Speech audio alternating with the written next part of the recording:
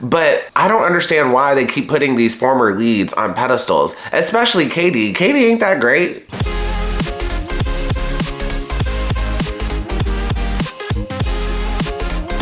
Hi everyone, my name's Dimitri. Welcome back to DimitriTube. Bachelor in Paradise, night 8. Let's talk about it. As always, if you're enjoying my videos, please go ahead and pound that like button, pound that subscribe button, and ring that notification bell. I'm a growing YouTuber and the like subscribes really help me out. On this episode, there was no rose ceremony, but I realized something. On the episode where there's no rose ceremony, we tend to learn a lot about the contestants, and this happens on Bachelor and Bachelorette as well. And overall, this episode was kind of slow for me, but I'm going through my notes and like, a lot happened. And for most of this review, we're going to be talking about Rachel, but before we get to Rachel, I want to mention a ton of minor things that I saw from other contestants. So let's dive into it. So the episode starts and Olivia finally gets a one-on-one date, and it's with Michael. And this date was really cute. They go dancing? I don't even think ABC said what the date was, but it was cute. They go dancing and there's music in the background from like Native Mexicans, I guess. Or was it supposed to be Native Americans? Cause like, do Native Americans in Latin America actually do this type of music? Like, I thought this type of music was more for like Hawaii and like islands further out west, but I don't know. If anybody knows, just let me know below in the comments. Long story short, this date made no sense, and basically none of the dates this season made sense. ABC, do better. But overall, Michael is a really fun guy, and you can tell he's like the life of the party, and all of the other guys from Charity season like love him, and we're so excited to see him there. And when it comes to Michael and Olivia's connection, I don't think she likes him that much, but we really did not see enough of them, so we'll just have to wait and see more. Next, a really quick word on Kat. So I did a poll last week asking you all if you were Team Kat or Team Olivia, and an overwhelmingly 91% of you were Team Olivia. And you know, that is perfectly fine. I'm just gonna go and die on this hill alone because I'm still Team Kat. And that's completely fine because we can have different opinions on this channel. Anyways, moving on. So Kat has a one-on-one with John Henry, and she admits that she didn't handle Paradise the best, but John Henry was understanding about it, and that's what she needs most in a man/husband. So just two things I want to say about this. First, I'm glad that Kat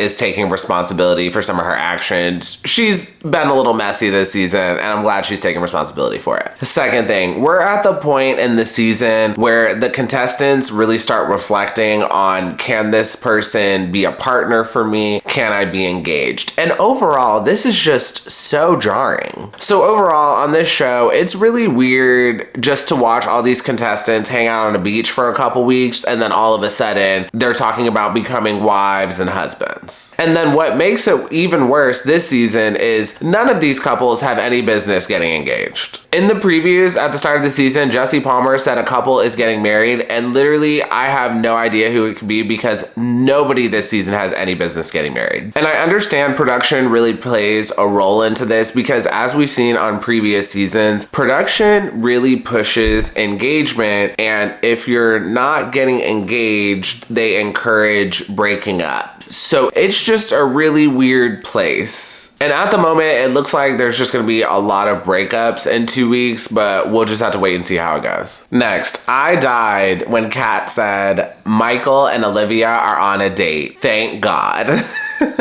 Next, the contestants on this beach are so bored. There was a point where Mercedes was just saying things while burping, and then Brayden pierced Tyler's ear, and it's clear these contestants are just so bored. Like, ABC really needs to give them more activities. Like, there was a moment where they were playing charades, and I actually wish we could see more of them just playing fun games like this. And last thing I want to mention before we move on to Rachel. So Aven, Kylie, Sam, and Peter had a double date, and I don't understand why they chose those two couples specifically. Like, I think it's better when they choose couples that are actually like friends or like closer. I don't know if I'm explaining this the best, but like last season when they had the double date, they picked Aaron and James for the double date, and that just made it more fun because they're actually friends and really cool. So for the date, Aven, Kylie, Sam, and Peter basically just go to the resort and party. And like, I don't understand why they didn't just take all the contestants on this date. This wasn't like a very high maintenance date. And during the date, Aven confesses that he's falling for Kylie, and Kylie reciprocates the feelings. And Peter lays out his feelings with Sam, like not as hard as how Aven does it, but he does lay out his feelings. And Sam basically laughs at him. Like, it's clear Sam is just so unserious with this man. Next, if you made it this far in the video, please go ahead and pound that like button for the YouTube algorithm. And last thing before we move on, Aaron and Eliza had a one-on-one in the fantasy suite. I'm pretty sure they split a dessert. I really couldn't tell what it was, but this moment was really cute. Okay, now let's talk about Rachel. And most of this episode was about Rachel. Like, she was definitely the star of the episode. So at the start of the episode, Rachel is having a one-on-one with Blake, and apparently they're friends. Like, there have been multiple scenes with just Blake and Rachel talking about their relationship. So who knew? So Rachel tells Blake that she's unsure if Tanner is actually interested. She's not sure if this is a friendship rose or if this is an interest rose. So after that, Jordan and Taylor enter the beach, and only one person gets a date card, and Jordan ends up getting the date card and taking Rachel on the date. And we just have to unpack all of this. There is so much to unpack here. Like, I almost don't even know where to start, but I got this. First, let's start with Rachel and Blake. Why is Rachel not interested in Blake? To me, Blake and Rachel possibly make the most sense out of anyone on this beach. So this is just my opinion. Rachel needs someone that she can just let her hair down with. Rachel is very emotional, and she needs someone that like she can kind of express her feelings to and just feel comfortable with and just talk to. And she can do that with Blake. From what I remember, all of the other guys in this franchise that she's dated, she hasn't had like this level of comfort, in my opinion. But I feel like the reason she will not date Blake is one, because of timing. Blake is dating Jess and she doesn't want to step on Jess's toes, but the point of this show is to do that, so whole other topic. Two, I think Rachel looks for immediate sexual chemistry, and I think if she were to date Blake, it would be a slow build. Like, all of the physical chemistry is not there immediately, but if y'all were to date for like a year and a half, I'm pretty sure y'all could get there. And reason three, Rachel has a type. She likes tall, athletic build type guys. And yes, Blake is athletic, but he's not very tall. And I think that's something Rachel just doesn't really want to budge on. And sidebar, not that like Blake is short or anything. She just likes obnoxiously tall guys. Clayton Eckerd was like 6'5". I'm pretty sure Tina was like probably around 6'2". Zach Shawcross, 6'4". And Brayden is also really tall. I don't know the exact height. And I'm pretty sure all of those guys played football except Brayden. And now she's dating Tanner, who's athletic and super tall. And as we're about to talk shortly, she threw Jordan by the wayside. This girl has a type, and it's clear she has a type. Now, have y'all heard the saying, don't let your type be the reason you're single? If I knew Rachel personally, I would give her that advice. Because she was the Bachelorette, and now she's on Paradise, and she's been on this beach the entire time, and there's a good chance she's gonna end up single again. Next, let's talk about Jordan. First, I just wanna ask you all, let me know in the comments, what did you think of Jordan's hair? Jordan has that like mullet thing going on, and it's like longer in the middle, but it's like really curly. And yes, this hair is edgy, but I preferred the clean cut hair he had on Rachel's Bachelorette season. But what did y'all think? Let me know below in the comments. Next, Rachel does not deserve Jordan. She doesn't deserve him. First, let me just say, I don't understand why Rachel is getting so many chances. Rachel had her own season of The Bachelorette, and now that she's on Paradise, she was one of the first contestants on the beach. So she basically got her pick of the litter, and now she's getting another chance with Jordan. Why is production giving her so many chances? Like, I really don't get it. And not only that, I don't think she deserves this many chances. And before Jordan chose Rachel for the one-on-one, they had a one-on-one, and Rachel apologized for her actions on her season of The Bachelorette, and she regrets what she did. So just a couple things I want to say about this. First, if you go on a date with someone and it doesn't work out, don't give dating a second chance with that person. This is just my opinion. This is just how I feel. If it didn't work the first time, it's not going to work the second time. It's not going to work the 5th time. It's not going to work the 17th time. Something in the universe is telling you that it's not going to work with that person, person, and I'm pretty sure you should just listen to it. Next, if I was Jordan, I would not have gone on the date with Rachel. I just would have hung out on the beach. But that's just me. But also at the same time, I get it. I think Rachel was like the only available contestant on the beach at the time. So maybe he kind of had no choice. Also, production clearly set this up as like a redemption love story, but it's not giving for me. And as we're gonna talk about later in this video, I'm pretty sure he's gonna get played. Now let's talk about Tanner. So after Rachel decides to go on the date with Jordan, we get a confessional with Tanner, and Tanner says he didn't have enough time to explore his connection with Rachel. And I was just like, get the out of here. I'm pretty sure you did, but okay. Rachel has been on this beach since day one, and y'all spend a lot of time just hanging out on this beach. He had plenty of time to talk to Rachel and try to establish a connection. So for him to say he didn't have time, I just do not believe it at all. And yes, Tanner was dating Davia, and he also dated Kat, but there was still plenty of time to explore connections with other people. Yes, Kat may have been a little territorial of him talking to other girls, but whatever. That's paradise. Talk to her, and if Kat gets mad, she gets mad. Next, in the confessional, Tanner specifically says he was upset that Rachel went on the date with Jordan. But then when all the other contestants ask if he's okay after Rachel leaves for the date, he's like, oh yeah, I'm fine, I'm fine. Why is Tanner faking like he's okay with Rachel going on a date when he's really not? Like, show that emotion, show that passion that you would prefer Rachel not to go on the date. Rachel would eat that up.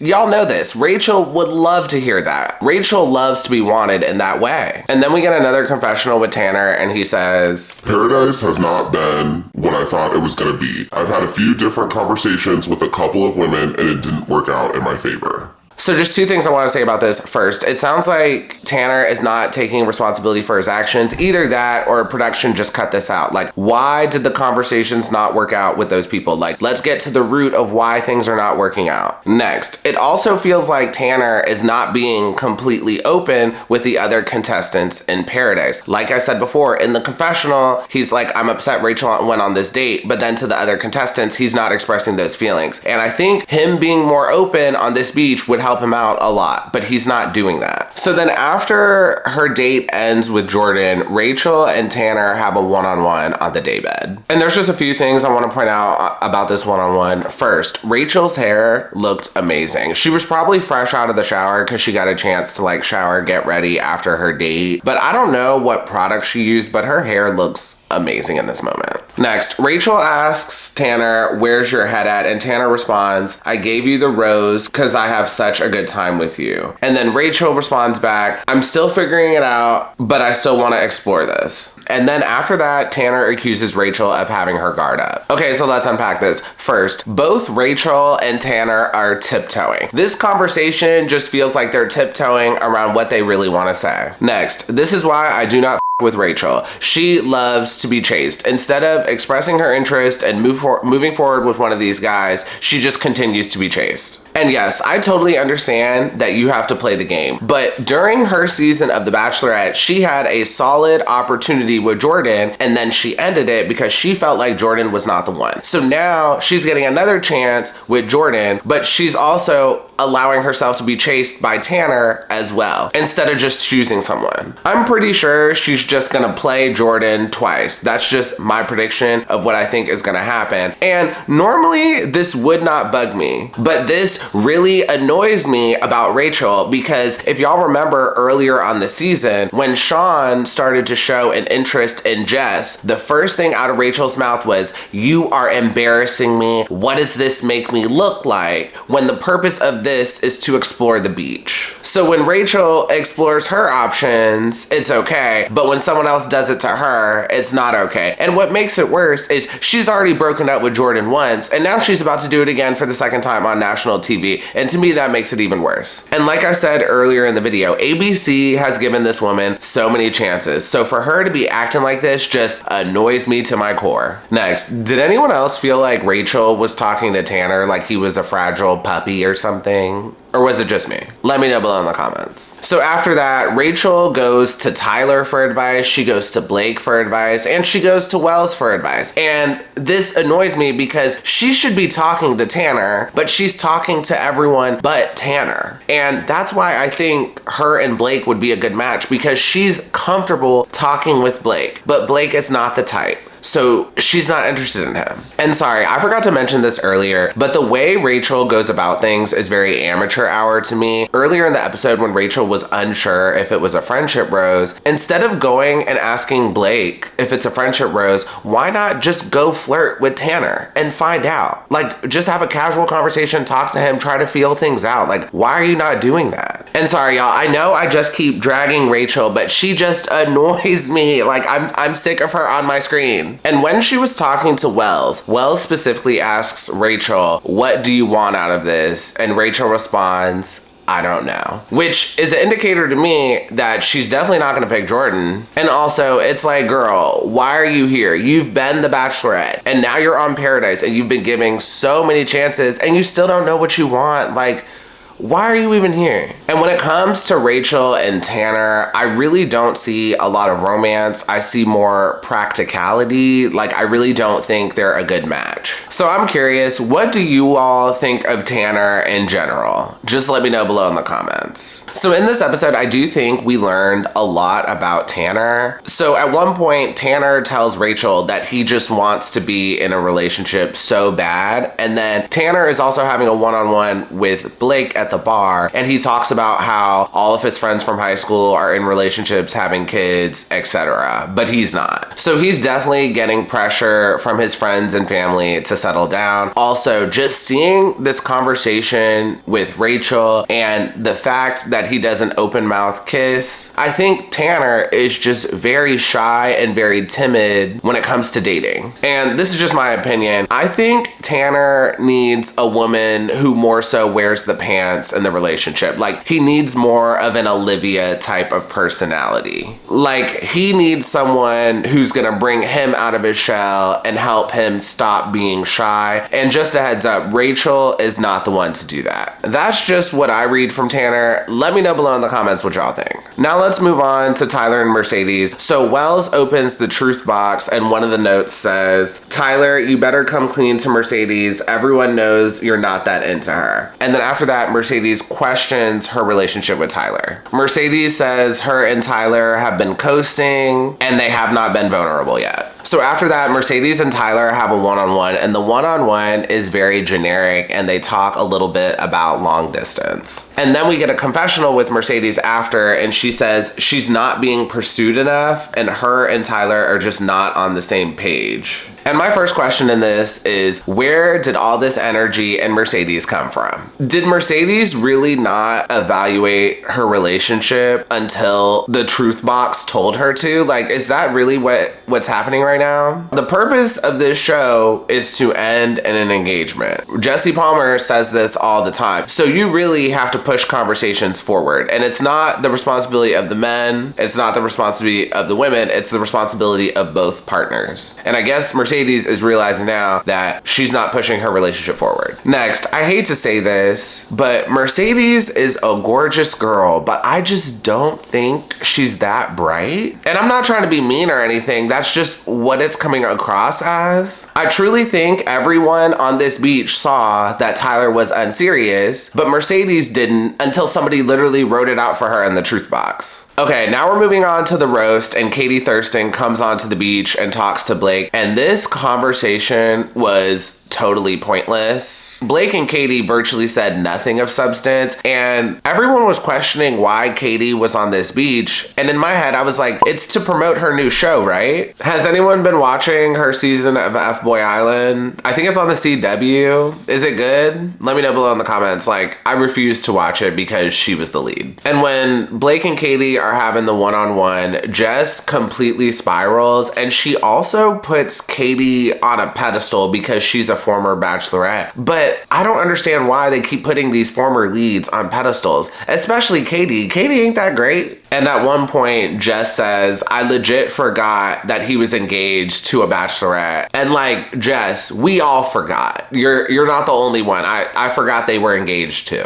So then after that, we move on to the roast. And the roast was okay. It was actually better than I thought it was gonna be, but I do have some thoughts on this. So doing stand-up comedy is hard. I've tried stand-up comedy before and I actually wanna get back into it. That's a whole other story. But to me, roasting is even harder to do than just comedy. There's definitely an art to it. You're not just going on stage and being mean. You have to be mean and have a punchline. And overall, I thought they did a pretty good job, seeing as none of these people are comics and they kind of had to come up with jokes on the fly. I thought they did a pretty good job. There were some funnies in there. Next, do you think ABC purposely created this roast to make the guys look bad? Because I don't know if y'all noticed, but we got like one joke with Mercedes and a couple jokes with Olivia and Eliza, but mostly Olivia speaking. But the rest of the jokes were just the guys. And the guys went for it. Like, the guys took this seriously and they were competitive about it. Like, they wanted to do well. Like, Aaron, for example, he really tried to make this a good roast. Now, what I want to know is, what happened to the women's jokes? Were they just really bad, or did ABC purposely just cut them? Because we didn't get any jokes from Sam, Kat, Jess, or Rachel. Like, were the jokes really just bad, or did ABC cut their part specifically to try to tell a storyline? Next, this is a roast, and Katie Thurston and Jesse Palmer have made it clear it is open season, and this is an okay space to tell a joke. And yet, so many of the women took it as a personal attack. So I'm just gonna go ahead and say it. The women this season are like kind of lame. All y'all do all day is lay around on the beach. So now that you have an opportunity to actually do an activity, you're gonna take it as a personal attack and get upset over it. Like, this is why we can't have nice things. Next, it was open season. The guys